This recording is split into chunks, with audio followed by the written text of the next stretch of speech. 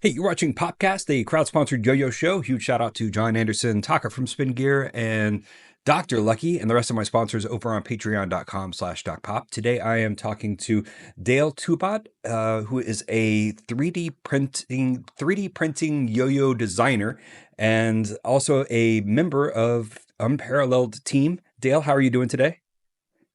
I'm great. Thank you for having me. Yeah, man. Thanks for joining us. I reached out to you because you've been posting your 3D printed experiments on Instagram.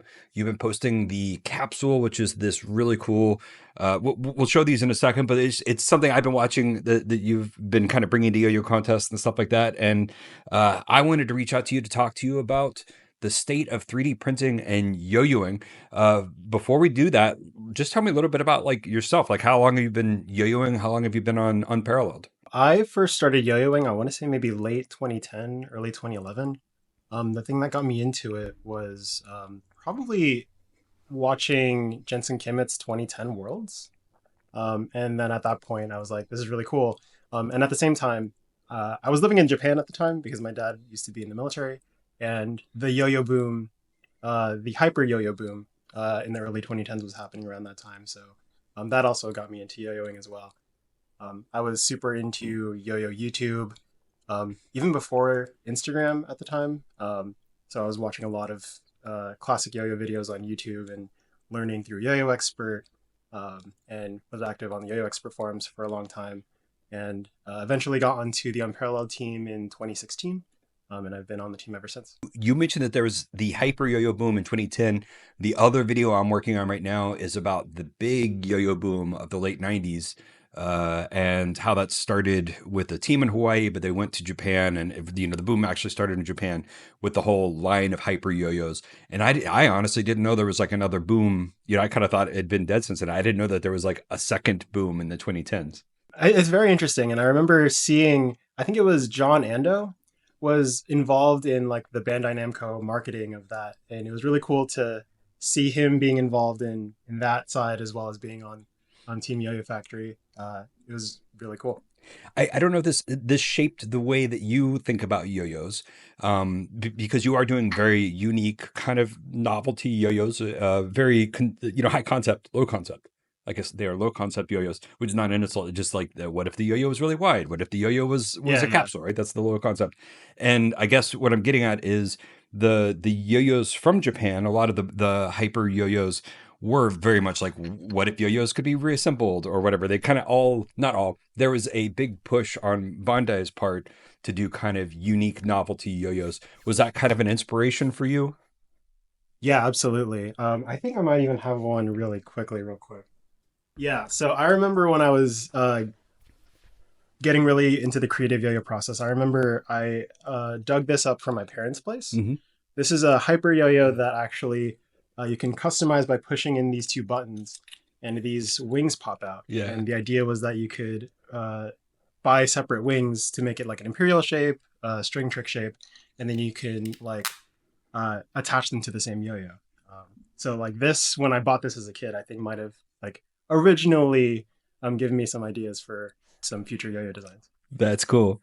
Yeah. So, I mean, I think a lot about how with yo-yo design, we've come so far in the 20 years that I've been yo-yoing that I feel like we perfected yo-yoing, or like we know how to make a good playing yo-yo, and the little tweaks, here and there, but there's still a lot to be done in terms of like experimentation and just fun yo-yos, and I feel like your yo-yos really capture that sense of fun. So why don't we start off, and you tell me about the capsule. The capsule yo-yo comes in like a blind bag like this, Hmm.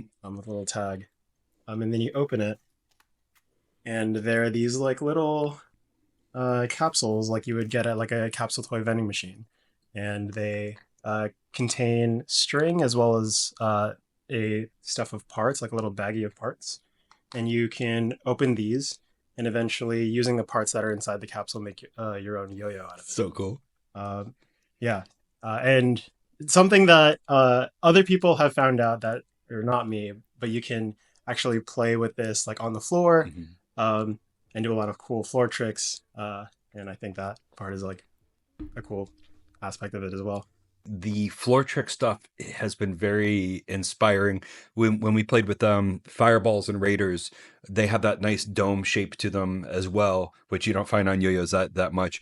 And that kind of that bubble dome is fun for like sliding on the ground. It's very low friction, and that certainly Yeah. does seem to be something this yo-yo is good at. But in general, this yo-yo seems like it plays better than you think it would. In terms of width, I had no expectation of coming up with these crazy wide yo-yo designs and have them work as well as they did. Mm-hmm. It was kind of a thing where I just wanted to try it, and it ended up working out. I remember when I first made my um, a prototype of this yo-yo, I didn't really have any high expectations for it, and I was like, "This is not going to work." I remember seeing a Brandon Vu video where he made a plastic yo-yo, and it was 50 millimeters and was struggling to have that spin well. So I was like, there's no way I could make an 85 millimeter yo-yo and have that spin well either. But I guess just trying it out and doing some tweaks ended up making it work. You didn't like figure out Yeah. some like hack to make a wide yo-yo more stable, just experimentation. Yeah.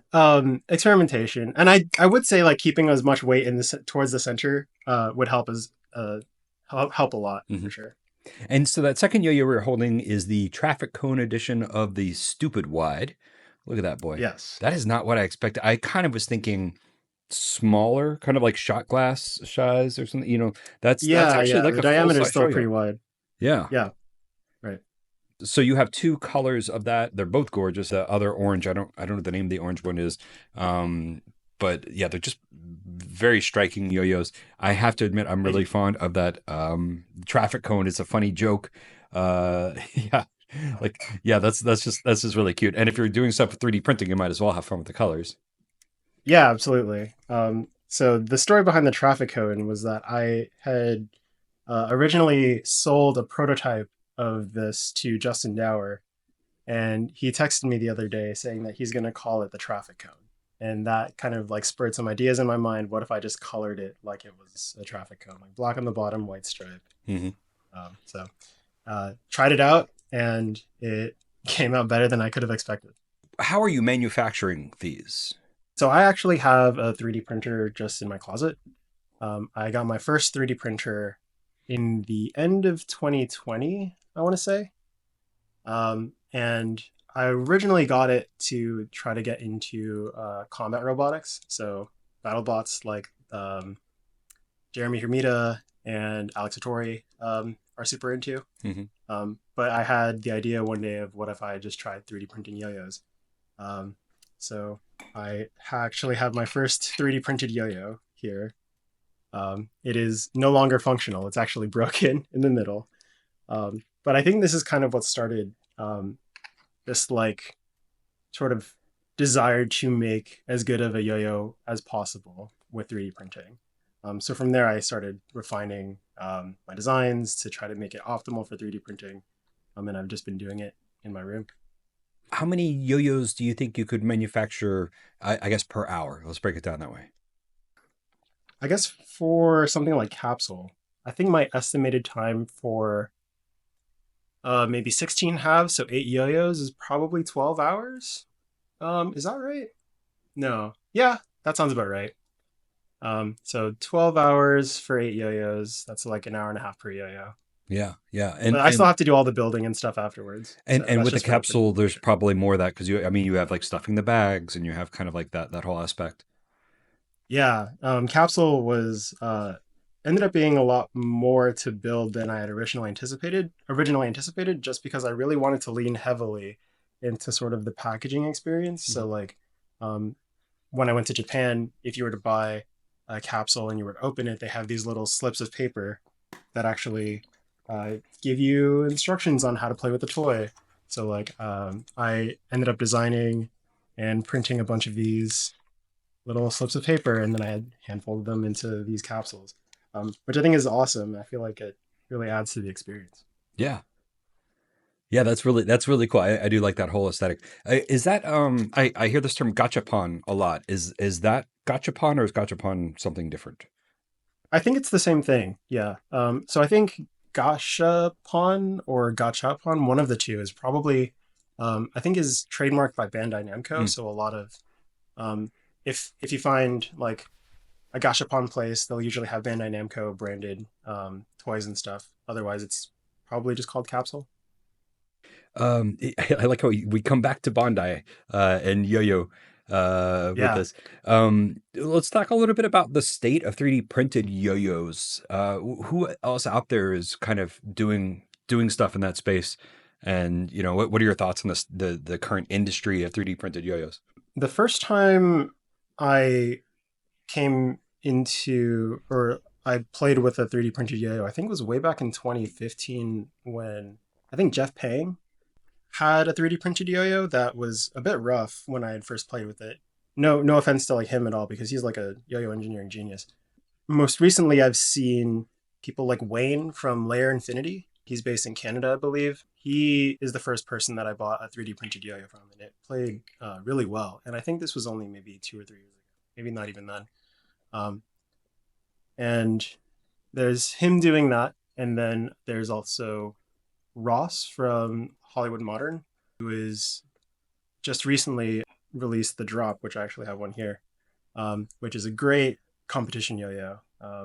Very wide, large in diameter, feels great in the hands. So those are some other people that are doing some pretty big things in the 3D printed yo-yo community. I don't know about you, but is the general trend to use kind of kits for the bearings, like free like machined axles and hubs and things like that, or is each person kind of doing it differently? I think recently we've all kind of converged on using the same system where, um, at least for me, I'm using an old-fashioned hex bolt and then a hex nut on one side. And then, as far as the actual bearing seat itself goes, um, I am currently using, I don't know if I have a way to take this out right now. I'm currently using a 3D printed sleeve that goes around the axle that helps center the bearing. Hmm, And then that all closes together on like a plastic bearing seat. that's cool. And I feel like that's what we've all kind of converged on now. I know that earlier Jeff Pang had a spacer where you could just 3D print like a flat part, and then this brass area is like acts as the bearing seat, and then you can press fit the bearing into one side. And then that also fit with an axle and some hex nuts. Yeah, I remember seeing Jeff releasing those kits, which were by a 3D printed kit. It was really just the bearing and the spacers, the axle system, Yeah, and the idea is that that's probably the hardest part to 3D print. Like we could solve the shape of everything else, but you want something really easily to construct that's well made and very consistent. So I kind of thought that was going to be sort of the standard was everyone was going to be basically finding somebody who's making a good kit that's very affordable and then just building stuff around it. But I know you're saying that you're not quite doing that. Is that what other folks are doing, or are they all kind of doing the same thing you are, just kind of 3D printing everything except for the axle and the bearing? yeah. I think for at least Hollywood Modern and Layer Infinity, um, we're all kind of 3D printing as much as we can, just so we don't have to worry about outsourcing like Mm. machining in other places and doing as much as in house as we can. At least for me, that makes it much easier to do things um, really quickly and prototype things really quickly, and to have as much of it as possible without having to wait for another service. And as far as 3D printing versus machining, what are some of the things that you can do on your 3D printer that you couldn't do if you were working like with a machine shop? So one unique aspect about 3D printing is because it's sort of an additive building process. A 3D printer, spits out plastic layer by layer, but you can actually pause a 3D print and insert some hardware into the plastic areas and then continue the print. So something that I experimented with is taking this yo-yo. And when I print them like the halves, like the cup side down. So kind of like this Mm-hmm. basically. Um, I paused the print, and I don't know if you can tell, but inside there's a stainless steel ring. Um, So I was able to actually start a print, pause it, insert the ring, and then build the rest of the yo-yo. And now there's like a yo-yo with like a weight ring inside of it, and that has like no risk of Mhm. coming out, which I think is really cool. That's super cool. I also think there's got to be something, with in terms of having space within the body of the yo-yo. It's hard to describe, but like, usually you have like a solid piece of aluminum that's like cut out, but with 3D printing, you could maybe have little air bubble kind of things on the inside to really distribute weight. Is that a Yeah, thing that you've exactly. experimented much with? Yeah, that is actually the case with the Stupidwide. Oh, So I do have like a cavity that runs around the perimeter of, not the perimeter, the circumference of the yo-yo for a couple of different purposes. A lot of it is like weight distribution, but it does allow for like very unique weight distributions that you can't achieve with something like plastic injection molding. what are some of the challenges that you face? Like, there's probably some advantages, but what's the biggest thing you're like, oh, this would be so much easier if I wasn't 3D printing this? For sure. I think that is kind of goes back to the weight distribution thing. So, for example, this is a Tomo, and yo-yos that have steps in their weight distribution. So, like for example, this has this step that is a very, if you were to place it horizontally like this, would create a very horizontal plane. And because of the way that 3D printers work, you really need something to support on the bottom for the next layer. So basically, this just means that it kind of limits how uh, weight distribution can be applied inside of a cup for a yo-yo. So what you'll see a lot of the time is for this yo-yo, for example, um, I don't know, sorry, the lighting's a bit difficult, but it's very linear in terms of the cup shape from the outside to the inside. And you can have steps when you're creating or when you're 3D printing a yo-yo. That usually means you'll need something like support material, which means that you'll need to take some stuff off of the print, off the yo-yo after you're done printing it. But that leaves like some, it's not very pretty as an end result, and sometimes doesn't function as well. So there's kind of give and take there. I imagine there's some 3D printing nerds out there watching who just want to know what tool you're using for your CADs, what printer you're using, and what materials. So let's anything that you think somebody who's into this stuff needs to know, or would like, let them know that. Yeah, totally. I started off learning Fusion 360 on YouTube. There are a ton of YouTube tutorials out there. That's currently what I use today. Um, and I'm currently printing on a Bamboo Lab P1S with the AMS attachment, which basically allows me to do multicolors. Bamboo Labs is it's one of the more affordable units, right? Or is that like a higher end unit? Um, a little bit of both, honestly. So they do have higher end um, printers, but they also have very um, entry level friendly priced models as well. So I think they have one that goes down to maybe $200 Hmm. that you could easily print yo-yo on. So it's a great brand to look into if you're looking into a 3D printer. And we gave a shout out to Hollywood Yo-Yos, Luftwerk, and Jeffrey Pang and Layer Infinity. Layer Infinity has, I think, most of the 3D printed yo-yos I have are from Mhm. them, and they just put out a new one that's like they look like Russell looping yo-yos, like old school yo-yos. But Yeah. if you take them apart, they're ball bearing. They got little like schmoove grooves. They're sort of like an updated twist on yo-yo that some people love, not me, but some people love Russell, also known as Coca-Cola brand yo-yos. So I think that's really fun that people are like using this as a way to kind of like put these loving tributes to older yo-yos, but like update them and put their spin on them. Is there anybody else you want to shout out, or any like particular 3D printed yo-yo that was, that you think is, hey, check this one out? I know you mentioned Hollywood as a player. Yeah. Not a 3D printed yo-yo, but I think something that inspired me when I was early in my 3D printed yo-yo designing was this yo-yo by Drew Tates. True, Um, yeah. you're probably familiar with this. This is the Bay Area classic um, wood yo-yo. I believe it's. Um, oh, does he have one? Hey, let me get mine. Yeah, yeah. So Yeah, that's awesome. not 3D I have the printed same thing. wood, Yeah, but yeah, laser etched. Yeah, very cool. yeah. This design actually inspired what I would consider probably my first experimental yo-yo design, Hmm. which is just like another stair step 3D printed yo-yo. Um, and I don't know, for some reason this shape was really intriguing to me, and I wanted to see it on like a wider profile. Um, but shout out to Drew Tates. Yeah. He's a huge inspiration for me. Well, Drew, not only has done laser etching, and like kind of assembly yo-yos. These were like packs that you. I think I assembled this one, right? So I think I bought like this piece of Yeah, wood that had been laser etched. But he has also done, I believe, 3D print. Well, yeah, definitely done lots of 3D printed stuff. So he's really been pushing and inspiring us in all sorts of ways. Not just his tricks, and his art, but also like his experiments with like technology and affordable yo-yos. Like I think that's yeah, big shout out to Drew. Thanks for mentioning him. yeah, absolutely.